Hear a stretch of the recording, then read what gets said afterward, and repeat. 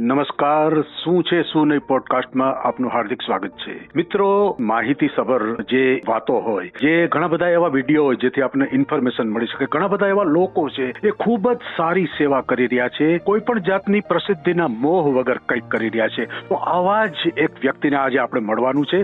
શું છે શું નહીં પોડકાસ્ટમાં એન્ટરટેનમેન્ટ, એજ્યુકેશન અને જે માહિતીપ્રદ વાતો છે એ તમને જાણવા મળી રહી છે. મિત્રો, આજે આપણે મળીશું અનુપમભાઈ દોશી. અનુપમભાઈ દોશી એક એવા વ્યક્તિ છે જે સવારથી સાંજ સુધી કંઈક ને કંઈક નાના બાળકોને કપડાની જરૂરિયાત હોય, શિક્ષણમાં કંઈ જરૂરિયાત હોય, કોઈ ગરીબ હોય એને ઠંડીની અંદર ધાબળાની જરૂરિયાત હોય, તો આવું બધું જ કંઈક ને એટલા બધા પ્રોજેક્ટ કરે છે કે આપણને ઘણીવાર તો એવું થાય કે લાંબુ લિસ્ટ બની જાય. તો આજે અનુપમભાઈ, તમારું સ્ટુડિયોમાં સ્વાગત છે અમારા. થેન્ક યુ અરુણભાઈ, ખૂબ ખૂબ આભાર. તમે જે ઘણા વર્ષોથી સેવા કરી રહ્યા છો, તો આ એક પ્રેરણા કેવી રીતે મળી એ બહુ ટૂંકમાં તમે માહિતી આપશો, જેથી કરીને આપણે વધુમાં વધુ, કારણ કે તમારા જે અગત્યના પ્રોજેક્ટ છે ને એ સૌથી લોકોને જરૂરિયાત એટલા માટે છે કે એ આંગળી ચીંધવાનું કોકને પૂન મળી શકે. તો પ્રેરણા તમને કેવી રીતે મળી? અરુણભાઈ, અમારું મૂળ વતન ભાડલા, જસદણ તાલુકાનું નાનું ગામ. મારા પિતાશ્રીના કાકા એ વખતે આઝાદીની લડત પહેલા પણ આ બધી પ્રવૃત્તિ કરતા હતા. એ મારા પિતાશ્રી પાસે બધું સાંભળેલું. મારા પોતાના કાકા પણ ભાડલા હાઈસ્કૂલના શિક્ષક હતા. એ ભાડલા ગામની અંદર આવી નાની મોટી ઘણી પ્રવૃત્તિઓ કરતા હતા.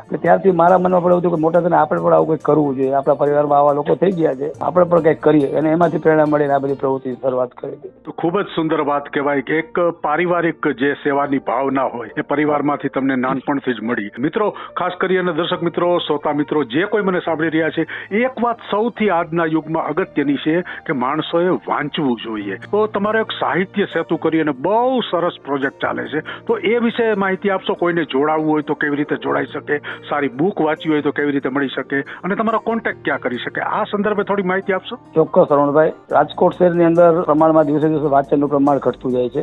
સોશિયલ મીડિયા, ડિજિટલ મીડિયા રીતે વિસ્તૃત થતું જાય છે. લોકો વાંચનથી વિમુખ થાય ત્યારે રાજકોટ શહેરમાં વાંચન પ્રવૃત્તિને વેગ મળે. શહેરીજનો વાંચન પ્રવૃત્તિમાં રસ લેતા થાય. તો આ સુભાષથી છેલ્લા લગભગ 3 વર્ષથી રાજકોટ શહેરની દર મહિનાના પહેલા રવિવારે કોટેજા સ્કૂલની અંદર પુસ્તક પરબનું આયોજન કર્યું છે. ત્યાં 5000 જેટલા પુસ્તકો અમને ભેટમાં મળેલા છે સમાજના વિવિધ વર્ગના લોકો પાસેથી. બધા જ પુસ્તકો ત્યાં અમે ખુલ્લા મૂકીએ. પહેલા રવિવારે સવારે 10 થી 1 નો સમય હોય છે. જે કોઈ લોકોને વાંચન પ્રેમી છે એ લોકો ત્યાં આવે, પોતાના મનગમતા પુસ્તકો 1, 2 નહીં 5, 10, 25, 30 જે કઈ વાંચતા હોય એ પુસ્તકો ત્યાંથી લઈ જાય. કોઈ ડિપોઝિટ નહીં, કોઈ સભ્ય ફી, કોઈ લવાજમ નહીં. અને બીજા મહિના રવિવારે આવીને પુસ્તક જમા કરાવી દે. અમે ખાલી રજીસ્ટરમાં એનું નામ અને મોબાઈલ નંબર લખીએ. કોઈ ફી કે એવું કોઈ શુલ્ક લેતા નથી. પણ અમારો એક જ આશય છે કે લોકો વાંચતા થાય, વાંચન પ્રવૃત્તિમાં રસ લેતા થાય. એટલા માટે આવું પુસ્તક પરબનું આયોજન કર્યું છે. ખૂબ જ સારી વાત કરી, કારણ કે વાંચનથી વિચારોમાં પરિવર્તન આવે છે અને વિચારોને કારણે લોકો કંઈક સારું વિચારે અને સમાજ એક સારી દિશા તરફ જાય, એવો ક્યાંક ને ક્યાંક વાંચન પ્રત્યેનો હેતુ હોય છે. અનુપમભાઈ, હવે ખાસ કરી અને નાના ટેણિયાઓ માટે તમે રમતગમતના કાર્યક્રમો કરો છો, ઘણીવાર એને સ્લીપર આપો છો,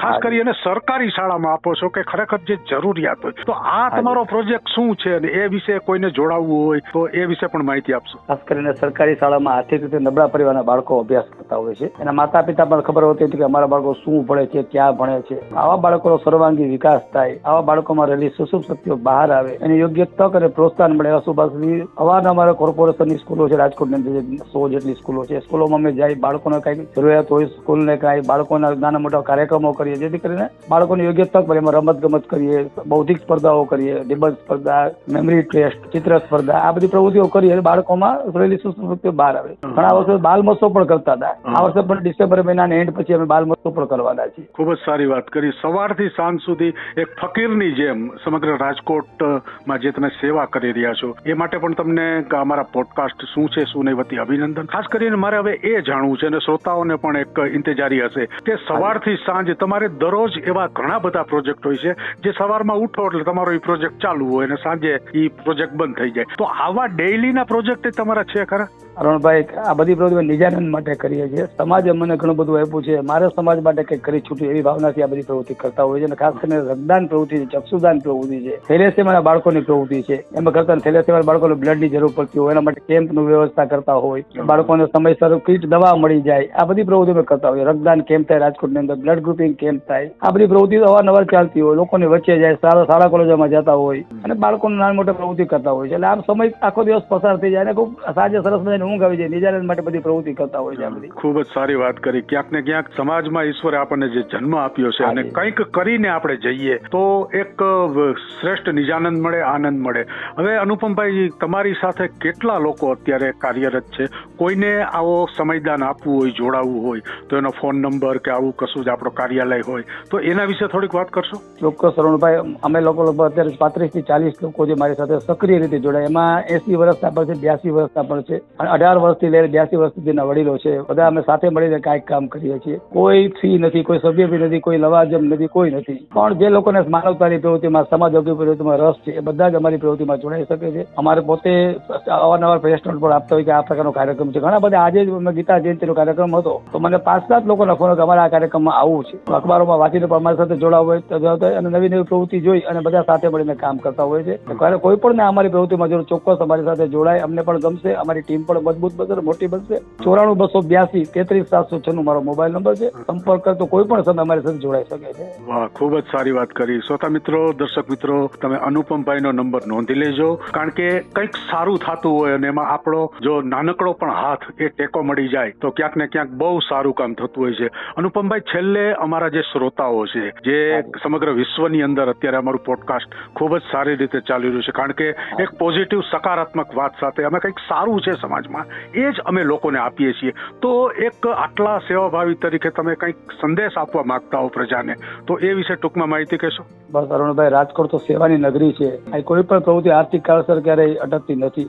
રાજકોટ વાસીઓને મારી ખાસ વિનંતી કે માનવતાનું, સેવાનું, સમાજ ઉપયોગી કાર્ય કોઈ પણ કરતું હોય, કોઈ પણ બેનર નીચે કરતું હોય, એમાં તન મન ધન બધા જોડાય અને સર રાજકોટની જે ઓળખ છે એ કાયમી જળવાય રહે, આ બધા સહભાગી બને. ખૂબ જ સારી વાત કરી. બધાનો સાથ હોય ત્યારે જ આપણે કંઈક સારું કરી શકીએ. હવે છેલ્લે એક અંતમાં એક પ્રશ્ન, તમારા જીવનની અંદર એવો કયો પ્રસંગ હતો જ્યારે તમને અતિશય ખુશી થઈ હોય, આનંદ થયો હોય, કાંઈક તમે કર્યાનો જે આનંદ થયો હોય? જીવનની ઘણી બધી ઘટના હોય, એમાં એક ઘટના બહુ તમે ટૂંકમાં વર્ણવશો?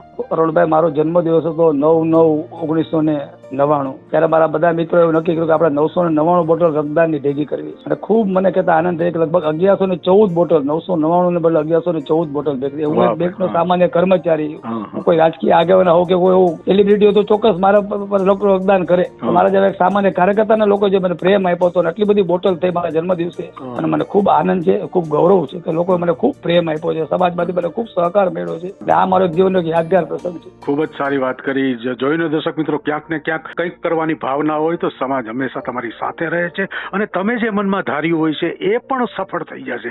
ઈશ્વરનો સાથ હોય, લોકોનો સાથ હોય, દાતાનો સાથ હોય, તો આવા એક માણસની સાથે આપણે ઘણી બધી વાતો કરી. ફરી ક્યારેક આવા જ લોકો સાથે, આવી જ કંઈક સકારાત્મક વાતો સાથે ફરી મળીશું. ત્યાં સુધી આપશો આપના દોસ્ત અરુણ દવેને રજા.